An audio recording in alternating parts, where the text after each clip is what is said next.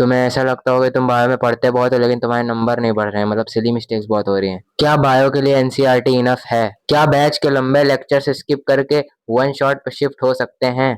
तुमने यही सब टॉपर्स को कहते सुना होगा कि 10 बार एनसीईआरटी पढ़ लो, 50 बार एनसीईआरटी पढ़ लो। ऐसे जो तुम्हें चीजें आती हैं उसमें भी तुम फंसोगे। इस तरीके से ही तुम बायो के लिए तैयार होगे, मतलब हर टाइप के पेपर के लिए। पूरी गारंटी है। इस वीडियो के बाद अगर तुम बायो में कुछ करोगे तो वो है तबाही। इस वीडियो के बाद तुम्हें बायो के रिलेटेड कोई और वीडियो देखने की कोई जरूरत नहीं पड़ेगी। अगर तुम मुझे अपने जीवन के 10 मिनट दे सकते हो तो मैं तुम्हें पूरा बताऊंगा कि बायो में 360 मार्क्स कैसे स्कोर करना है। तो सबसे पहले क्विक इंट्रोडक्शन, माई सेल्फ यश, और मैंने रीनीट में बायो में 350 स्कोर किया था, तो यकीन कर सकते हो। और वीडियो के लास्ट में तुम्हें मैं एक ऐसा सोर्स भी बताऊंगा जहां से तुम बायो की भर के प्रैक्टिस कर सकते हो, मतलब उसमें सारे पीवाईक्यूज तो हैं और एक्स्ट्रा क्वेश्चंस भी हैं, तो वीडियो को स्किप मत करना। तो भाई बेसिक से शुरू करते हैं। क्या बायोलॉजी में बुक्स के केस में एनसीईआरटी इनफ है? जी हाँ। क्या लंबे लंबे लेक्चर स्किप करके वन शॉट देखे जा सकते हैं? बिल्कुल नहीं। क्या 50 बार एनसीईआरटी रीड करने से तुम्हारे फुल मार्क्स स्कोर हो जाएंगे? तो अगर प्रॉपर स्ट्रेटेजी से करो तो हाँ, अगर अंधाधुंध कर रहे हो तो नहीं। तो ये सब कुछ कॉमन मिथ्स से जो तुम लोग को रहते हैं, तो ये क्लियर हो गया। तो चलो अब पॉइंट्स में डिटेल में बात करते हैं। तो भाई जैसे मैंने पहले भी कहा कि एनसीईआरटी बायो में इनफ है, लेकिन सिर्फ एनसीईआरटी पढ़ के तुम पूरे बायो में नहीं ला सकते फुल नंबर। तो उसके लिए तुम्हें लेक्चर्स पे तो शिफ्ट होना पड़ेगा। मेनली तुम्हारा एनसीईआरटी में सिर्फ सारा कंटेंट इनफ है, मतलब उसके बाहर तुम्हें मॉड्यूल्स वगैरह पढ़ने की ज़रूरत नहीं है। लेकिन तुम्हें एनसीईआरटी को समझने के लिए भी लेक्चर्स की ज़रूरत पड़ेगी। तो सबसे पहला काम तो तुम्हें यही करना है कि एक अच्छा सा टीचर पकड़ना है और उसे पूरा बायो में फॉलो करना है, ठीक है। उसके पहले लेक्चर्स लेने हैं और नोट्स बनाने हैं। उस लेक्चर्स में अब तुम वन शॉट में शिफ्ट हो रहे हो तो ये गलत है। मतलब अगर तुम पहली बार चैप्टर वाला पढ़ रहे हो तो अगर तुम वन शॉट से सीधा कर रहे हो तो इससे तुम्हारा बेस फाउंडेशन स्ट्रांग नहीं बनेगा और तुम निपट जाओगे। तो अगर तुम फ्रेशर हो, मतलब पहली बार वो चैप्टर पढ़ रहे हो, तो भाई तुम लॉन्ग लेक्चर्स करो, बैच के जो एकदम पूरे हैं वो करो, नोट्स बनाओ, एक बार नोट्स पढ़ो फिर पूरा एनसीईआरटी पे शिफ्ट हो। और अगर तुम ड्रॉपर हो और तुम पढ़ चुके हो चैप्टर तो हाँ भाई कर लो, वन शॉट से हो जाएगा तुम्हारा, क्योंकि तुम्हें वो चैप्टर आता है और काफ़ी कॉन्सेप्ट आते हैं और ज़्यादातर भूलते नहीं है कॉन्सेप्ट हम लोग बायो में, क्योंकि दिमाग में बैठ जाते हैं। तो अगर तुम ड्रॉपर हो और तुम फिर से बायो पढ़ रहे हो, थोड़ा बहुत नहीं समझ आ रहा है, तो सबके वन शॉट देख सकते हो, उससे अच्छा खासा रिवीजन हो जाएगा, बाकी तुम एनसीईआरटी पढ़ सकते हो। अगर नोट्स की बात करें तो कुछ लोग शॉर्ट नोट्स बायो में बनाने की कोशिश करते हैं, लेकिन मुझे ज़्यादा प्रोडक्टिव नहीं लगता, क्योंकि तुम शॉर्ट नोट्स में क्या क्या इंक्लूड करोगे भाई। बायो में तो मुझे हर लाइन इंपॉर्टेंट लगती थी। तो हाँ, जो टीचर्स नोट बनाते हैं वो तो ज़रूर बनाओ और वो पढ़ो भी एक दो बार, बट बाद में तुम एनसीईआरटी पे शिफ्ट हो जाना। और जो एनसीईआरटी में किनारे स्पेस होती है उसमें, मतलब जो तुम पॉइंट ज़्यादा भूल रहे हो या एकदम नए पॉइंट्स हैं, एकदम बढ़िया क्वेश्चन तुमने बनाया क्वेश्चन, तो वहाँ वो किनारे लिख दो, तो वो काफ़ी बेनिफिशियल होगा जब तुम रिवाइज करोगे। तो अब बढ़ते हैं पॉइंट नंबर 2 पे, यानी रिवीजन पे। तो भाई इस चीज़ पे तो भाई बहुत सारे लोग गलती करते हैं और सब फंस जाते हैं और अलग अलग चीज़ें करते हैं। मतलब तुमने बहुत सारे लोगों को, टॉपर्स को भी कहते सुना होगा कि 40 बार, 50 बार, 1000 बार एनसीईआरटी पढ़ लो, उससे तुम्हारे बढ़िया नंबर फुल आ जाएंगे। तो भाई ये पढ़ने से सिर्फ तुम्हारे ऐसे नहीं होगा। तो मेन चीज़ मैं ये बोलना चाह रहा हूँ कि अगर तुम बार बार सिर्फ एनसीईआरटी ऐसे ही लाइन पढ़ते जा रहे हो तो तुम पैसिवली पढ़ रहे हो, क्योंकि एक्टिव और पैसिव रिकॉल में भाई बहुत जमीन आसमान का अंतर होता है। तो अगर तुम ऐसे बस एनसीईआरटी पढ़े पढ़े हो और लाइंस देखे जा रहे हो तो तुमसे काफ़ी लाइंस मिस हो जाएंगी। तो ऐसे तुम जब क्वेश्चन एग्जाम में देखोगे तो भाई तुम्हारे 4 नंबर उठा के ले जाएगा, तो बहुत दिक्कत हो जाएगी भाई। एक एक मार्क्स तुम्हारे नीड में बहुत मैटर करता है। मतलब मैं बेसिकली बता देता हूँ कि शुरुआत से तुम्हें करना क्या है। तो भाई पहले लेक्चर हो गए, नोट्स बना लिए, ठीक है। फिर तुम्हें सबसे पहले उठाने अपने नोट्स ही उठाने हैं, जब तुम्हें रिवीजन करना है शुरुआत में सबसे पहले। तो तुम्हें पूरे नोट्स अपने लाइन बाय लाइन पढ़ने हैं, क्योंकि भाई टीचर्स उसमें नोट्स में मोस्ट इंपॉर्टेंट चीज़ें ही लिखवाते हैं और थोड़ी बहुत एक्स्ट्रा चीज़ें भी लिखवाते हैं जो तुम्हें समझने में मतलब मदद करें, ठीक है। तो तुम्हें सबसे पहले अपने notes he line by line करने हैं ढंग से, पूरे अपने एक बार नोट्स से गो थ्रू हो जाना है और एक बार याद कर लेना है, ठीक है। जब तुम एक दो बार अपने नोट्स से गो थ्रू हो जाओ, मतलब 3-4 दिन के गैप में एक दो बार तुम्हें अपने नोट्स कर लेने हैं, फिर तुम्हें उठानी है एनसीईआरटी और पूरी एनसीईआरटी भी पूरी लाइन बाय लाइन खत्म कर देनी है शुरुआत से। ऐसे ही तुम्हें आगे भी करना है, मतलब जब रिवीजन करना हो तो 5-6 दिन के गैप में एनसीईआरटी उठाना और पूरी पढ़ डालना। जब तुम एक चैप्टर के 4-5 बार एनसीईआरटी पढ़ लोगे तो तुम्हें खुद से ही काफ़ी क्वेश्चन बनने लगेंगे। जब तुम क्वेश्चंस करोगे तो आराम से हो जाएंगे, टेस्ट भी कर लोगे, तुम बढ़िया नंबर स्कोर कर लोगे। बट जब तुम्हें उस चैप्टर में पूरी कमांड लेनी है, फुल चैप्टर करना है, तो भाई इस मोड़ पर आता है तुम्हारा क्वेश्चन प्रैक्टिस। भाई क्योंकि तुम जब क्वेश्चन प्रैक्टिस करोगे तो तुम्हें कुछ ऐसे क्वेश्चंस मिलेंगे भाई जो ऐसी जगह से निकाले होंगे तुम्हें क्वेश्चन, तुम कभी सोच भी नहीं सकते थे। मतलब जब तुम ऐसे पैसिवली रीड करोगे तो तुम्हारे मन में वो आएगा ही नहीं, क्योंकि सबका माइंड अलग अलग है। सब अलग क्वेश्चन सोचते हैं कि इससे क्या बन सकता है, इससे क्या बन सकता है, ठीक है। जब तुम क्वेश्चंस करोगे तो तुम्हें नई अप्रोचेस पता चलेंगी, कहाँ कहाँ से क्वेश्चन बन सकता है। तो तुम्हें यही मेन चीज आती है, क्वेश्चन प्रैक्टिस बायो में लोग इग्नोर करते हैं। तो अगर क्वेश्चन प्रैक्टिस की बात करें तो मैं बता देता हूँ ऐप के बारे में जिससे मैं क्वेश्चन प्रैक्टिस करता था। तो उसका नाम है मार्क्स ऐप। तो इसमें तुम्हें सारे पीवाईक्यूज मिल जाएंगे। ये फ्री है, बिल्कुल फ्री है, तुम्हें कुछ पेमेंट करने की जरूरत नहीं है। फ्री ऑफ कॉस्ट तुम यूज कर सकते हो। तो इसमें तुम्हें सारे नीट के पीवाईक्यूज तो मिल ही जाएंगे।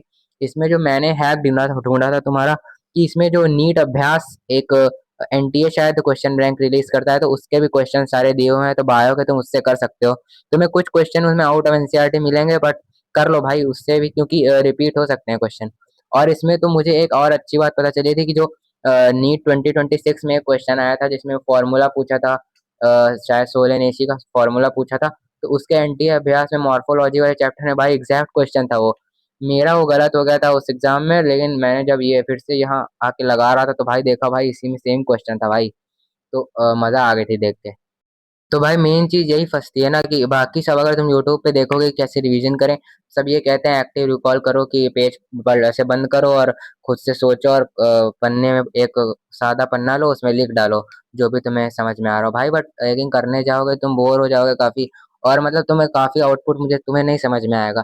तो भाई क्वेश्चन प्रैक्टिस ही करो, इससे तुम्हारा काफी हद तक काम हो जाएगा। अगर तुम जैसे रिवाइज करने बैठ रहे हो तो कम से कम 200-300 वही एनटीए अभ्यास है, तुम्हारे पास कोई और भी क्वेश्चन बैंक हो जिसमें लाइन बाय लाइन हो, वो पूरी लगा लोगे भाई, तुम्हें काफी हद तक नए क्वेश्चन भी मिल जाएंगे और रिवीजन भी अच्छा हो जाएगा। तो क्वेश्चन प्रैक्टिस ही बेस्ट वे है रिवीजन का।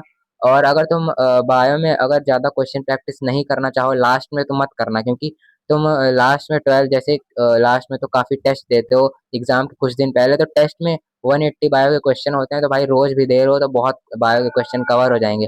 तो उसमें अलग से करने के बारे में क्वेश्चन प्रैक्टिस लास्ट में नहीं होती, लेकिन शुरुआत में रिवीजन के लिए तुम करते जाना, ठीक है। और एक इम्पॉर्टेंट चीज भाई, मॉड्यूल्स से तुम कभी मत बायो पढ़ना भाई। मेरे कुछ दोस्त मॉड्यूल्स और नोट्स को ज्यादा इंपॉर्टेंट देते थे एनसीईआरटी से। भाई लास्ट तक वो 12th तक वही कर रहे थे भाई।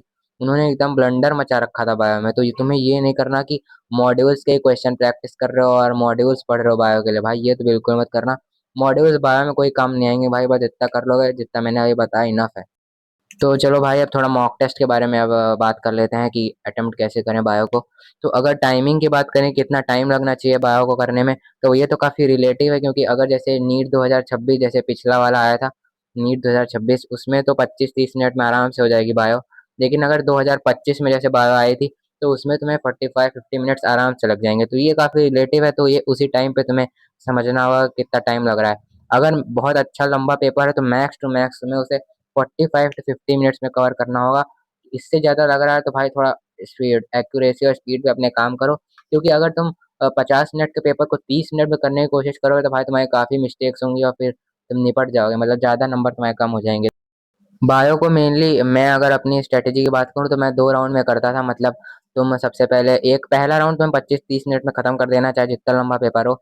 आसान हो तो और जल्दी हो जाएगा। मतलब तुम जितने क्वेश्चन तुम्हें आ रहे हैं तुम खटाखट करते जाओ। अगर तुम्हें कोई भी लगे कि तुम ये भूल रहे हो और 25-20-30 सेकंड सोचने पर नहीं आ रहा, छोड़ो भाई, आगे बढ़ो, क्योंकि तुम्हारे आगे फिजिक्स केमिस्ट्री में और तुम्हें सोचने की जरूरत पड़ सकती है। इसमें सोचने कोई फायदा नहीं है, क्योंकि बायो में तुम्हें रटना ही है मेन। याद आए तो याद आए, वरना तो खत्म है क्वेश्चन। तो ज्यादा सोचना मत, 20-30 सेकंड देना, फिर आगे बढ़ जाना गोला मार के। और अगर ऐसे कुछ कैलकुलेशंस वाले सवाल आ जाते हैं बायो में, जैसे पेडिग्री, मतलब वो पेडिग्री नहीं, क्या कहते हैं उसे, इनहेरिटेंस में जो RR YY वाले क्रॉस वाले तगड़े क्वेश्चन बहुत भयंकर से आ जाएं और टाइम लगने वाले हो, तो उसको भाई जरूर छोड़ देना लास्ट के लिए, क्योंकि वो अगर तुम जल्दी जल्दी हड़बड़ाहट में बायो में करोगे तो खत्म हो जाओगे भाई, गलत हो जाएगा। तो उसको लास्ट के लिए छोड़ देना, लास्ट में करना तो वो ज्यादा फायदेमंद होगा। तो ऐसे ही करना। और बायो में मिस्टेक्स एनालिसिस के लिए बाद में चेक करने की बायो में कोई ज़रूरत नहीं है भाई। बायो में मत चेक करने लगना कि सही किया है नहीं, क्योंकि बायो में मेनली गलत नहीं होते, तुम्हारे सिली मिस्टेक्स बायो में कम ही होते हैं। कुछ होते हैं लेकिन उसमें देखने का तुम्हें को आउटपुट नहीं मिलेगा, तो वो तुम्हारे अपनी स्ट्रेटेजी पे वो डिपेंड करता है। तो वो खुद देख लेना, लेकिन मैं रिकमेंड करूंगा कि बायो को चेक करने की ज़रूरत नहीं है, क्योंकि उसमें बस थोड़ा बहुत वर्ड्स का होता है, तुम्हें इतनी जल्दी मिलेंगी भी नहीं मिस्टेक्स। तो देख लेना। तो भाई लगभग सब बात कर चुके हैं, अब थोड़ा ये बात कर लेते हैं कि कॉमन मिस्टेक्स क्या होते हैं जो आदमी अपने फर्स्ट अटेम्प्ट या अगले अटेम्प्ट या ड्रॉप वगैरह में कर देता है गलती से। तो सबसे पहला तो यही है भाई, क्वेश्चन प्रैक्टिस। ज़्यादातर लोग यही सोचते हैं कि भाई पढ़ते रहो, एनसीईआरटी पढ़ते रहो, बस टॉप मार देंगे, ठीक है। लेकिन ऐसा नहीं है कि अगर टॉप मारना है बायो में, तुम्हें क्वेश्चन प्रैक्टिस करनी होगी, क्योंकि तुम्हें उससे नए क्वेश्चन और नई अप्रोच भाई, बहुत नई नई लाइंस मिलती जाएंगी। तुम भाई क्वेश्चन प्रैक्टिस करो, तुम्हें कुछ ना कुछ मिलता ही जाएगा। एक तो एनसीईआरटी ऐसी किताब है, तुम्हें मिलता ही जाएगा कुछ ना कुछ। तो एनसीईआरटी में क्वेश्चन प्रैक्टिस जरूर करना। दूसरा है कि भाई मॉक टेस्ट स्किप करना। तुम लास्ट में क्योंकि बहुत सारे चैप्टर हो जाएंगे भाई बायो के, तुम्हें फिर रिवाइज करने में दिक्कत होगी और तुम कहोगे भाई मॉक टेस्ट छोड़ो, कौन दे, याद नहीं है, पहले रिवाइज करेंगे, तो भाई तुम्हें बायो का ही पूरी रिवाइज हो ही नहीं पाएगी। तुम ऐसा कभी कह ही नहीं पाओगे कि तुम्हें सारी बायो रिवाइज है, क्योंकि 11th पढ़ोगे तो 12th भूलने लगोगे, 12th पढ़ोगे 11th भूलने लगोगे। भाई तो मॉक टेस्ट रोज दो, मॉक टेस्ट कभी स्किप मत करना। मॉक टेस्ट देते जाओगे तो तुम्हारा क्वेश्चन प्रैक्टिस के बहाने रिवीजन भी होता जाएगा, और तुम्हें पता भी चलता जाएगा कि तुम्हें कौन से चैप्टर तुम्हें ज्यादा भूल रहे हो, तो वही तुम पढ़ लेना। तो मॉक टेस्ट मत छोड़ना, ये बहुत ज्यादा मिस्टेक हो जाती है लोगों की। और तीसरी थोड़ी छोटी सी मिस्टेक है, मतलब कि जो अगर चैप्टर्स के बाद में जो इंटेक्स्ट वाले क्वेश्चन होते हैं वो लोग कुछ लोग छोड़ देते हैं। लेकिन भाई नहीं छोड़ना, क्योंकि कुछ चैप्टर्स में बहुत अच्छे क्वेश्चंस उससे बन जाते हैं। क्योंकि तुम अगर देखोगे 12th के एनसीईआरटी में मेनली जो बैक एक्सरसाइज है चैप्टर्स में, उससे बहुत अच्छे क्वेश्चंस बन सकते हैं। तो वो स्किप मत करना, वो जरूर सारे चैप्टर से कर लेना, क्योंकि कुछ ही क्वेश्चन है अच्छे उसमें, लेकिन उससे आ जाएगा तो बंदा फंस जाता है, ठीक है। तो वो जरूर कर लेना। चलो भाई, जो लोग लास्ट के लिए रुके हैं उनके लिए थोड़ी बोनस टिप्स बता देता हूँ। मतलब बोनस टिप क्या है, मतलब कि कैसे तुम्हें एनसीईआरटी को थोड़ा कंसाइज करना है, और मतलब जो एनसीईआरटी में ही है उसी में तुम्हें अपने नोट्स बनाने हैं। क्योंकि अलग से शॉर्ट नोट्स बनाओगे तो वो मुझे ज़्यादा बेनिफिशियल नहीं लगता, लेकिन जो लोग बनाए हैं उनके लिए अच्छा है। लेकिन मेरे हिसाब से तुम एनसीईआरटी में ही शॉर्ट नोट्स बनाओ तो काफ़ी बेनिफिशियल होगा। तो जैसे मैं तुम्हें दिखाता हूँ, ये देखो, ये पहले चैप्टर जो है 12th के sexual reproduction in flowering plants के, देखो मैंने कैसे किनारे में लगा रखे हैं, नोट्स बना रखे हैं। मतलब जो चीज़ें ज़्यादा नई चीज़ मुझे मिली, या फिर कैसे जो मैं ज़्यादा भूल जाता हूँ बार बार टेस्ट में दे दे के, पता चलता है कि क्या भूल रहा हूँ, वो मैंने यहाँ नोट डाउन कर दिया है। तो ज़्यादा जल्दी जब रिवीजन करना रहता है तो यही सब पढ़ लेता हूँ। और ये देखो इसकी फोटोज़ हैं तुम्हारी मॉलिक्यूलर बेसिस ऑफ इनहेरिटेंस की, जो तुम्हें ज़्यादा मैं भूल रहा था वो मैंने इसके लगा दिया था। और मुझे कई अच्छे अच्छे पॉइंट्स मुझे टेस्ट दे देकर पते थे, तो वहाँ मैं लिख देता था वाला क्वेश्चन और वही लगा देता था। और जैसे ये वाला माइक्रोब्स एंड ह्यूमन वेलफेयर में है, इसमें जैसे कभी ऐसे भी कर सकते हो तुम, जैसे इस चैप्टर से माइक्रोब्स वाले में, इसमें तुम काफ़ी ये एग्जांपल्स तुम भूल जाओगे, मतलब कि लाइपेज किसका है, तो थोड़ा बहुत कंफ्यूजन होता है। तो इसके स्पेशली मैंने किनारे ही लिख लिया, तो जल्दी रिवाइज करना है, क्योंकि मेन इसमें यही आते हैं क्वेश्चन, तो यही भूल भी जाते हैं, तो यही एकदम लिख दिया, तुम फटाफट से यही पढ़ लो, तो मेन चैप्टर तुम्हारा मोटा मोटा रिवाइज हो जाता है। तो इससे यही भूलने वाली चीज़ थी, तो मैंने यही लिख ली थी। बहुत मज़ा आया वीडियो बनाने में। और अगर तुम्हें भाई कोई भी डाउट हो, छोटा बड़ा कैसा भी डाउट हो, कमेंट में डाल देना, मैं पूरा कोशिश करूंगा रिप्लाई करने का, ठीक है। तो डाल देना, और नेक्स्ट वीडियो में केमिस्ट्री पे लाने की कोशिश करूंगा, या फिर तुम लोग भी अगर टॉपिक्स देना हो दे देना, मैं उस पर बना दूंगा, ठीक है। तो मिलते हैं नेक्स्ट वीडियो में, तब तक के लिए बाय बाय।